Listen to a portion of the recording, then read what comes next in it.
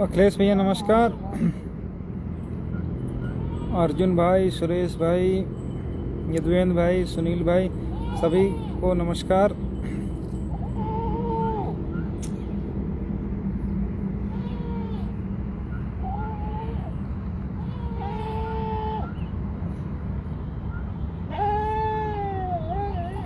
ब्रजेश भैया नमस्कार, जगवीर भाई नमस्कार। ब्रजेश प्रजापति गुड मॉर्निंग नहीं है, ज़्यादा हो गई थी क्या इको गार्डन वाली? अभी तुमको गुड मॉर्निंग नजर आ रही। हाँ। जगवीर भाई जय श्री राम।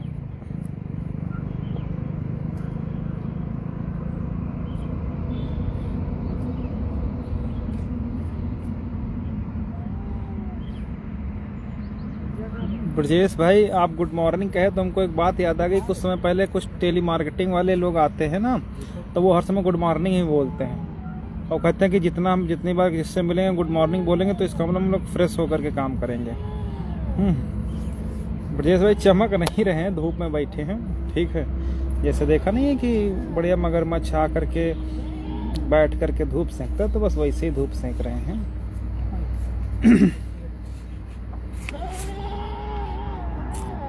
इनको उधर बढ़ा दो यार, इधर से। मिली नहीं मिली? देखो लगा दिया होगा कहीं।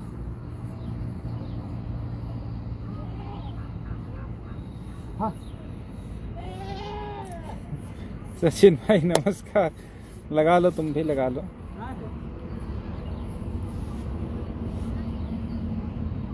अरे भी वो लड़का आएगा थोड़ी देर बाद, उससे पूछ लेना, उसने हो सकता रख लिया हो।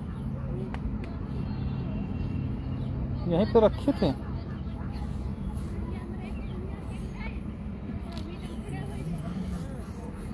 जगबीर भाई मगरमच्छ इसलिए कहे ना कि अगर उसके जबड़े में फंस गया ना, फिर चाहे वो हाथी हो, भले वो 6800 रूपी हाथी हो या जनरल रूपी जो है हाथी हो, अगर अपने जोन में है, मतलब पानी के अंदर है, तो फिर उससे इतनी आसानी से उसके चंगुल से बच पाना बड़ा मुश्किल रहता है। तो इसलिए मगरमच्छ ही समझ लो। तो ये लोग बच पाना बड़ा मुश्किल है इनका। निन्नू तुम अपने जीजस मिलो जा करके, वही तुमको मुक्ति दिलवा रहे हैं ना। इसको बाहर लात मार के निकाल के बाहर करो ग्रुप से। ठीक है, जो लोग एडमिन है इसको भगास, साले सुअर कहीं के। ठीक है, ऐसे लोगों को मत रखा करो जो लोग जूतों की भाषा ही समझते हैं। मतलब अगर जिसको दिक्कत है अपना करो जा करके, यहाँ किसी को उल्टा सीधा बोलने से क्या मतलब है। धनंजय भाई बोल रहे हैं कि आप 6800 की लिस्ट को रोककर अब क्या दिखाना चाह रहे हैं। भैया हमने तो किसी को नहीं रोका है, तुम्हारे आका अरबों करोड़ों रुपए लेकर के करवा लिए हैं। ठीक है, तो वो तो नियुक्त पत्र दिवस भी घोषित कर दिए थे। ठीक है, तो उनको पैसा दिए हो, उनके प्रति तुम्हारी जवाबदेही है, उनकी तुम्हारे प्रति है, तुम्हारी उनके प्रति जवाबदेही है। ठीक है, निन्नू बेटा नहीं, हम बाप हैं तुम्हारे। ठीक है, और जब तुमको इतनी तमीज नहीं है कि बाप को बेटा कह रहे हो, तो आगे क्या तुमको बताएं। इसको भैया निकाल के बाहर करो यार।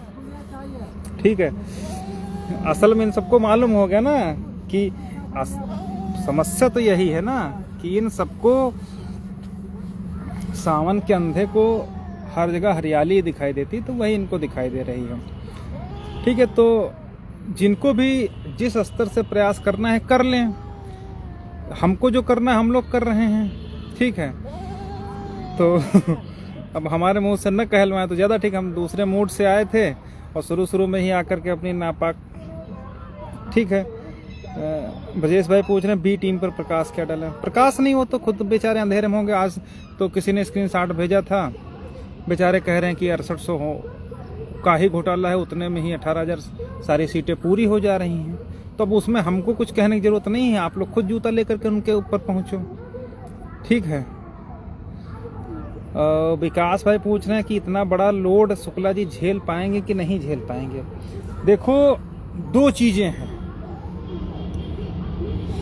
पहली चीज तो ये है कि जिस पर मैं कॉन्फिडेंट हूं, ठीक है, जितना शुक्ला जी ने कोर्ट में बोला, वैसे तो वो कम बोलते हैं, लेकिन जितना बोला है उतना तो डेड श्योर है जहां तक मैं समझ पा रहा हूं। चूंकि किसी चीज का मैं बहुत ज्यादा वो नहीं कहूंगा कि आत्म मुग्ध हो गए या एकदम पूरी तरीके से ओवर कॉन्फिडेंट हो गए, ये मैं नहीं कहूंगा। लेकिन इतना जरूर कहूंगा कि जो दो बात कोर्ट ने, जब सुदीप सेठ साहब बहस कर रहे थे तो उनकी बात को सिर्फ इतना सा था कि कोर्ट ने स्टेटमेंट दिया था अपना वहां पर, ठीक है, और वो स्टेटमेंट उन्होंने कहा था कि ये सेंट्रल लॉ है और जब तक रिप्लेसमेंट नहीं होगा, जितने पदों की सूची निकली है तब तक उसमें नहीं हो पाएगा। तो इतना तो सिंपल सी बात है कि फिलहाल हम लोग, जहां तक मैं समझ पा रहा हूं, कि यदि हम लोग कंसिडर नहीं किया तो ये पूरी की पूरी चेन सूची रद्द होने की ओर जा रही है, ठीक है। और 6800 के लिए उन्होंने स्पष्ट उल्लेख कर दिया है कि बियॉन्ड 69,000 नहीं हो सकती हैं, और यदि जितना एडवर्टाइजमेंट हुआ था उसके इतर अगर वैकेंसी करनी है या जोड़नी है तो ये सेंट्रल लॉ है, कानूनी उपबंध हैं, उन उपबंधों के अकॉर्डिंग 69,000 से ज़्यादा नहीं हो सकती। अगर होंगी तो फिर वही 50%, 27%, 21% और 2% के बंटवारे के हिसाब से होंगी, ठीक है। तो ये बात है। अब 6800 वाले फर्जी में हमको, अब देखो आ गए यहाँ पर लाइव में, आए उल्टा सीधा के लात मार के भगा दिए गए बेचारे, ठीक है। तो कहने का मतलब ये है कि भाई आप हमसे जलन क्यों रखो? अगर आप में कुवत है, आपके प्रत्यावेदनी मोहरों में कुवत है, आपके बैकडोर से सेटिंग वालों में कुवत है, आपके सेक्रेटरी को कुवत है, तो अपना करवा लीजिए जाकर के 6800। हम लोगों ने किसी ने नहीं रोक रखा है, ठीक है। ये तो survival of the fittest theory है कि जो सबसे फिट होगा वही सरवाइव कर पाएगा, बाकी जो अनफिट होगा वो बाहर हो जाएगा। अब तुम लोग 6800 की लिस्ट में नाम आने के बाद बड़ी बुआ बन रहे थे, कह रहे थे इतने का ही घोटाला है, तो अब लो प्रूफ करो। अगर इतने घोटाला है तो अपना जा करके हम लोगों को बाहर कर दो और अपना करवा लो जा करके। तो उस पर भी हम नहीं जाएंगे, ठीक है। बहस इनकी क्या है, जो लोग कोर्ट, इसलिए मैं कहता हूं कि लोगों को कोर्ट आना जाना चाहिए ताकि उनको पता चले कि वास्तव में कोर्ट में क्या हो रहा है, ठीक है। पहली चीज कि पिछली डेट पर पूरा कुंडली मार करके बैठे रहे इन लोगों के काउंसिल, एक लफ्ज नहीं बोले। जनरल वाले बहस किए, उसके बाद हम लोग बहस किए, ठीक ना। इसके अलावा तो वहां पर अपनी बात कोर्ट में रखो, हमारे पीछे पड़ने से कोई मतलब थोड़ी ना। हमारे पीछे पड़ोगे तो बर्बाद हो जाओगे, जैसे कि हो गए हो। मैंने पहले कहा कि और जो लोग कहते हैं कि 6800 के पीछे पड़ो, हम नहीं 6800 के पीछे पड़े।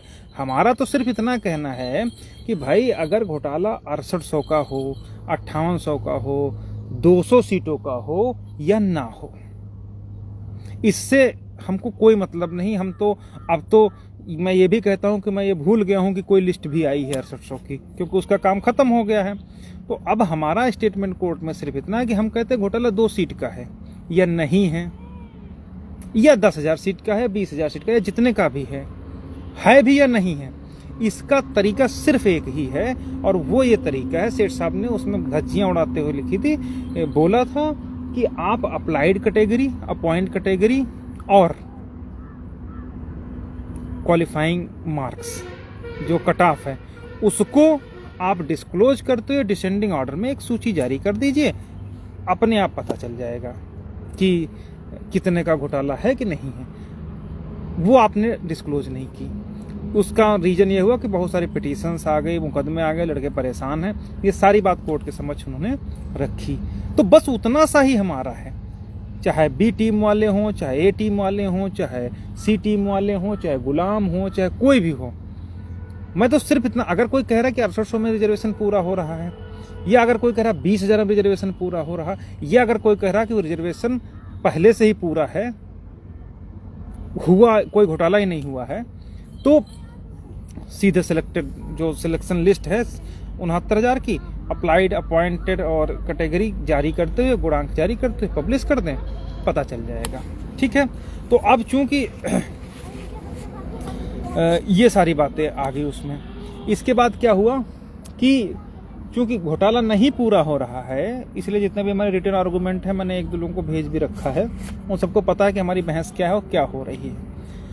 ठीक है, अब जो अनरिजर्व कैटेगरी के बच्चे हैं जिनका कहना है कि इन लोगों ने डबल रिजर्वेशन लिया है, इस पर चतुर्वेदी साहब और अन्य त्रिपाठी जी, काफ़ी लोग हैं सीनियर्स, बहस कर रहे हैं, पूरी दुनिया भर का घुमा फिरा करके कर रहे हैं। ठीक है, तो उनका जैसे कहना है, उनका कहना का मतलब तो यही है कि इन्होंने डबल रिजर्वेशन ले लिया है, ट्रिपल ले लिया है, टीटी में भी ले लिया है, टीआरई में भी ले लिया है, एज में भी लिया है, फलाना धमाका, ये सब उनका स्टेटमेंट है।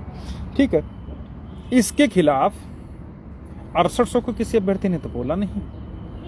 ठीक है, जबकि अगर उनको वो अटल सत्य है तो उनको उसको डिफेंड करना चाहिए, नहीं डिफेंड करना चाहिए। उसके खिलाफ सबसे पहले हम लोगों ने शुरू किया और हम ही लोग उसको डिफेंड करेंगे और जीत के रास्ते तक ले जाएंगे। ठीक है, ये सारी चीज़ें हैं। अब जो उसमें सबसे महत्वपूर्ण बात यह है कि जो चतुर्वेदी जी ने जजमेंट दिखाए हैं, पहला जजमेंट है नीरव कुमार मखवाना वर्सेस गुजरात सरकार का है। एक तो वो है, एक तो है दीपा ईवी वाला है, एक अनिल कुमार तिवारी वाला है, एक और है, 4-5 जजमेंट हैं। ठीक है, पूरा चीज़ों को मैनिपुलेट करते हुए वो सारा कुछ कोर्ट को घुमा रहे थे कि इन्होंने एज में रिलैक्सेशन ले लिया है। सुप्रीम कोर्ट में भी कहा है कि इन्होंने जिन एक ही रिजर्वेशन मिलेगा, इन सारी बातों पर वो चीज़ों को घुमा रहे हैं। अब चाहे 6800 के अभ्यर्थी हों, चाहे हम लोग हों, कायदे से तो लड़ना चाहिए था। किस पे? उन लोगों के खिलाफ लड़ रहे हैं, हम लोगों के खिलाफ। ठीक है, अब देखिए अपना हम लोगों के खिलाफ क्यों कर रहे हैं।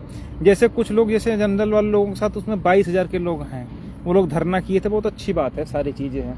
लेकिन जब भी मौका वो लोग पाएंगे आपका गला काटने में पीछे नहीं हटेंगे। उसका परिणाम यही हुआ कि जो मांग 22,000 के साथ में थी, वो मांग हट करके अब किसी तरीके से जनरल को अभ्यर्थियों द्वारा हम लोगों को बाहर करके अपनी नौकरी लेने की, जैसा वो हमेशा मोहरा बनाते आ रहे हैं। ठीक है, इसीलिए उन्होंने ये सारा कार्यक्रम वहाँ पर संचालित किया और वहाँ भी किसी कैंडिडेट को आगे किया, यहाँ भी आगे किया। ठीक है, और पिछली डेट पर भी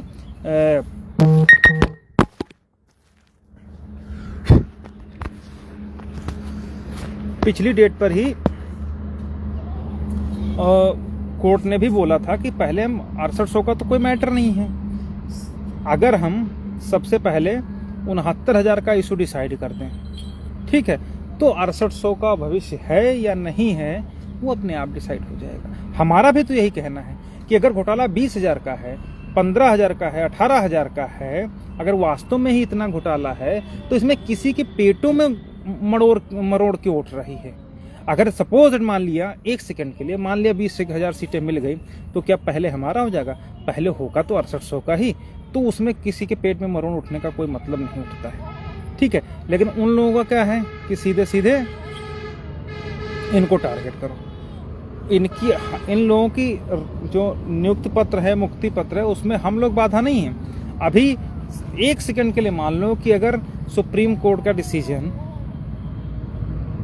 जो एज रिलैक्सेशन ले लिया है, किसी भी स्टेज पर रिजर्वेशन ले लिया है, उसको किसी तरीके से टीटी या एटीआर में रिजर्वेशन नहीं मिलना चाहिए, वो जजमेंट यहाँ पर लागू हो गया, तब तो सबकी लंका लग जाएगी ना। तो उस पर बहस करवानी चाहिए थी कि मुक्ति दे दो, उस पर बहस करवानी चाहिए थी। लेकिन इन सब पर बहस नहीं करेंगे क्योंकि उनको तो अटल सत्य चाहिए। अब मैं बताता हूँ कैसे हो सकता है, उसका मैं बता दूंगा आपको। ये जान करके आश्चर्य होगा, जो जितेंद्र सिंह वाला ऑर्डर है वो हमें हर प्रकार से कवरिंग दे रहा है। कवर्ड कर रहा है। और इसी ऑर्डर का फायदा उठा करके गुजरात सरकार में जो जीपीएससी की वैकेंसी निकली थी, वहां के ओबीसी एससी के अभ्यर्थियों ने जितेंद्र सिंह वाला ऑर्डर उत्तर प्रदेश के परिप्रेक्ष्य में होते हुए भी वहां में सिंगल बेंच में लागू करवा दिया था। और सिंगल बेंच ने कहा था जितेंद्र सिंह ऑर्डर के आधार पर यहां पर भी रिजर्वेशन इन लड़कों को मिलना चाहिए। बाद में वो उसकी अपील बनी, डबल बेंच में गई, वही जजमेंट सुप्रीम कोर्ट तक गया। और सुप्रीम कोर्ट ने कहा चूंकि स्टेट ऑफ गुजरात में ये पॉलिसी है कि जिसने एक बार रिजर्वेशन ले लिया हो उसको किसी भी दशा में अन्य भर्तियों के समक्ष ट्रीट नहीं किया जाएगा। और 1/2000 का सर्कुलर भी वहां पर है जिसमें ये लिखा हुआ है कि आपको अनरिजर्व अभ्यर्थियों के खिलाफ या अनरिजर्व में स्थान बनाने के लिए अनरिजर्व की क्वालिफिकेशन गेन करनी होगी। अगर आपने किसी स्टेज पर एज या फीस में छूट या कहीं पर भी रिलैक्सेशन ले लिया तो फिर आपको अनरिजर्व में नहीं ले जाया जाएगा। लेकिन उत्तर प्रदेश के परिप्रेक्ष्य में ऐसा लागू नहीं होता है। इसी ऑर्डर का फायदा उठाते हुए गुजरात जीपीएससी के लड़कों ने जितेंद्र सिंह वाले ऑर्डर को अपने गुजरात में लागू करवा लिया था। ठीक है, सुप्रीम कोर्ट का डिसीजन था। तो अब सोचने वाली बात यह है कि जब हमारे उत्तर प्रदेश का जजमेंट गुजरात में लागू हो सकता है, तो अगर वही गुजरात का जो सुप्रीम कोर्ट का डिसीजन है, अगर हम लोग कहीं पर भी चूके तो क्या वो उत्तर प्रदेश में नहीं लागू हो जाएगा? बिल्कुल लागू हो सकता है। इसलिए उस पर हम लोगों को एक बार जो मंगलवार को सुनवाई होनी है उसको डिफेंड करने के लिए बहुत अच्छी तरीके से तैयारी करनी चाहिए। ठीक है, अब अगली बात पर आते हैं। उन्होंने 4 जजमेंट दिखाए। दूसरा ये तो हो गई, इसमें हमको जो जजमेंट है गुजरात वाला उसमें केवल इतना कहना है क्योंकि डिफरेंट पॉलिसी, उसका डबल बेंच का ऑर्डर भी हम लोगों ने निकाल लिया है। और अगर ध्यान से पढ़ेंगे तो उसमें पॉलिसी और रिजर्वेशन पॉलिसी और ये सारी चीज़ें हैं डिफरेंट हैं, क्योंकि उस पर हमें बहस करनी पड़ेगी क्योंकि हम ही तो वो कर रहे हैं, बाकी 6800 तो अटल सत्य है। ठीक है, तो हम तो भैया उस पर करवाएंगे, लेकिन हमें उम्मीद कर सकते हैं कि शायद आप भी उस जजमेंट पर करवाएं। लेकिन अब उसको पढ़ने की तमीज नहीं है, पढ़ा तो होगा नहीं, पढ़ेंगे तो पता चल जाएगा क्या है। तो उसका स्पेशल अपील में जजमेंट में लिखा हुआ है साफ साफ कि ये चूंकि हमारी गाइडलाइन ये है, इसके हिसाब से रिजर्वेशन मिलना चाहिए। तो उस आधार पर वो जो जजमेंट है जीपीएससी का जो चतुर्वेदी साहब दिखा रहे थे वो हमारे डिफरेंट रिजर्वेशन पॉलिसी है, इसलिए वो यहाँ पर नहीं लागू हो सकता। उसके लिए डीबी का जजमेंट है हमारे पास, अगर कोई कहेगा तो हम दे देंगे। इसके बाद दीपा ईबी केरल का ऑर्डर है, ठीक ना। केरल का ऑर्डर है, उसमें भी कोर्ट ने जितेंद्र सिंह ऑर्डर के आधार पर जो अभ्यर्थी था उसने रिलीफ मांगी थी। कोर्ट ने वो रिलीफ मना करते हुए कहा था कि ये जितेंद्र सिंह ऑर्डर इस पर लागू नहीं हो सकता क्योंकि आपने रिलीफ ले रखी है। ठीक है, तो वो भी इस पर नहीं लागू होगा। तो उसको ध्यान से पढ़ोगे तो उसमें कोर्ट ने बोला था कि चूंकि आपने अपने राज्य की पॉलिसी चैलेंज नहीं करी है इसलिए हम आपको रिलीफ नहीं दे सकते हैं। आप उसकी अपनी पॉलिसी चैलेंज करिए, उसको क्वेश करवाइए, जो भी करवाना है करवाए। ठीक है, तो वो सारी बातें हो जाएगी। इसी तरीके से अनिल कुमार तिवारी वाला ऑर्डर है, उसकी व्याख्या फुल बेंच लखनऊ बेंच में इलाहाबाद हाई कोर्ट ने कर रखी है। तो ये सारी चीज़ें हैं, तो इन पर और जो ATRE है वो पार्ट ऑफ रिक्रूटमेंट नहीं है। और एक सबसे महत्वपूर्ण बात है, जब आप ATRE 2019 का संशोधित वाला या जो वो मार्गदर्शी सिद्धांत वाला आप उठाओगे, ये चूंकि मैं बता दे रहा हूँ ताकि हो सकता है अन्य लोग भी इससे लाभान्वित हो सके, अटल सत्य हो सके, तो उसमें साफ साफ लिखा है कि जो ATRE है वो भर्ती परीक्षा के लिए अर्हताओं में से एक है। मतलब केवल जो ATRE है वो एक क्वालिफिकेशन है, just like graduation, just like high school, just like intermediate. ठीक है, इस तरीके से वो है। तो उसी के आधार पर जो है हम लोग उस पर डिफेंड करेंगे। और बाकी डिवीजन बेंच ने तो ऑर्डर पास ही कर रखा कि जब पास पार्ट ऑफ रिक्रूटमेंट नहीं है तो हमको जो भर्ती प्रक्रिया शुरू हो रही है वो high school 10, inter 10, graduation 10, BEd या BTC 10 और ATRE 60% पर शुरू हो रही, ना कि ATRE ना कि TET पर। और TET जो क्वालिफिकेशन उसमें रिजर्वेशन का कोई मैटर ही नहीं है। इसके बाद विकास श्रृंखला वो सब हैं, तो वो सब चूंकि रिजर्वेशन से रिलेटेड है नहीं। अब चूंकि उन्होंने कोर्ट को घुमाया हुआ है तो अब कौन सी बात कोर्ट को क्लिक कर जाए वो किसी को नहीं पता होता है। ठीक है। तो इसलिए हम लोगों को उन हर ऑर्डर्स पर सावधान होकर, सचेत होकर के उन बातों पर करेंगे, ठीक है। और हमारा स्टेटमेंट आज भी वही है। अगर किसी भी अटल सत्य वालों को ये लग रहा है कि घोटाला 6800 का है, तो पूरी चयन सूची अप्लाइड, अपॉइंटेड और कट ऑफ वाइज जारी कर दे। जिसका जिसका हो जाएगा उसका हो जाएगा। हम लोग स्वतः हाथ जोड़ लेंगे कि हाँ भाई हमारी समझ दिया गया। तो उन सब चीज़ों पर हाँ भाई आप बस 5 मिनट और रुकिए, देख लीजिए 5 मिनट बस। तो हमारी जो लड़ाई है वो सिर्फ इतनी सी है कि अगर वास्तव में सिर्फ इतने का नुकसान है तो वो पूरी अप्लाइड, अपॉइंटेड और इन विच कैंडिडेट सिलेक्टेड, ये सारी चीज़ जो है डिक्लेयर कर दें। हम जो जिसका जिसका भी होना होगा हम लोग स्वतः एक्सेप्ट कर लेंगे। आप लोगों को याद होगा, मैंने तो पहले भी कहा था जब सतीश द्विवेदी साहब ने प्रेस नोट जारी करके कहा था कि इतनी सीटें हम दे रहे हैं, तब भी मैंने लोगों से कहा था कि भाई ठीक है, जितनी की हमारा लड़ाई शुरू हुई थी उतनी अगर स्टेट दे रही तो हमें कोई आपत्ति नहीं है, ठीक है। और उसको बाद में संशोधित करके ये कहा दिया गया कि इतनी नई भर्ती में जुड़ेंगी। तो आप सोच के देखिए, क्या इतनी बड़ी क्लरिकल मिस्टेक हो सकती है? कभी नहीं होगी। जो पहला प्रेस नोट है उसमें साफ साफ लिखा हुआ था कि लगभग 14-15 हज़ार सीटें देने के लिए वो एग्री हो गए थे। फिर 1 घंटे या आधे घंटे बाद ही वो सर्कुलर वो प्रेस नोट बदल दिया गया। तो अब आप सोच के देखिए, क्या वास्तव में नुकसान नहीं हुआ था उतनी सीटों का? वो था, तभी तो उनको लगा था कि हाँ इतनी सीटें इनको और मिलनी चाहिए, तभी तो ओरिजिनल प्रेस नोट जारी किया था। बाद में आपस में लड़ाने के लिए उन्होंने उस चीज़ को 2 हिस्सों में तोड़ दिया कि इतनी सीटें अभी दे दो, जो शेष बची उनसे नई भर्ती कर दो, ठीक है।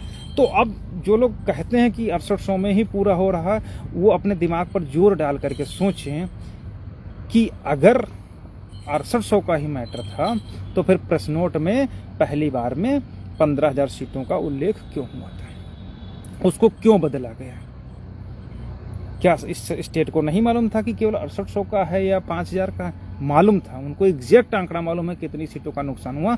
इसी वजह से उन्होंने टोटल 15,000 सीटों का पहला प्रेस नोट जारी किया था, बाद में उसको पलट दिया गया था। तो जब वो लोग खुद अपनी बात से पलट रहे हैं तो हमको ये बताने की जरूरत नहीं है किसी को कि वो एक्चुअल जो नुकसान हुआ है वो कितनी सीटों का हुआ है, ठीक है। एक्चुअल नुकसान जिनका इनका हुआ उसी ग्राउंड पे हम लोग लड़ रहे हैं, ठीक है। बाकी डबल रिजर्वेशन, ट्रिपल रिजर्वेशन, इन सब पर हम पूरी तरीके से तैयार हैं लड़ने के लिए। और हमें उम्मीद करते हैं कि जो अन्य लोग हैं, ठीक है, मलकीत भाई 17,000, हाँ उतने का ही सर्कुलर जारी हुआ था, तो अन्य लोग भी उसी तरीके से तन्मयता से करेंगे। अगर और सोच के देखिए रवि कुशवाहा भाई ने तो बिल्कुल ये भी हमारा आर्गूमेंट है। रवि कुशवाहा भाई ने कहा कि 67.11 और 66.73, आप सोच के देखिए क्या लगभग इसके बीच में कितना डिफरेंस आ रहा है? 11 और 27, 39 आ रहा, यानी 0.39। आप सोच के देखिए क्या 0.39 के बीच में 20,000 अभ्यर्थी आ सकते हैं? सिर्फ इस बात का आप गौर करिए, ठीक है। इतने इसके बीच में नहीं आ सकते, ठीक। तो एक मिनट हम जरा इसके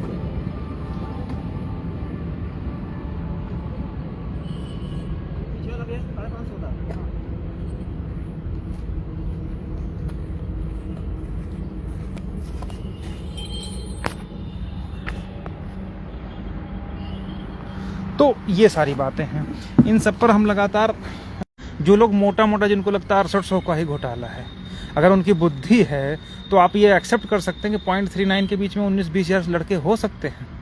जाहिर सी बात है नहीं हो सकते।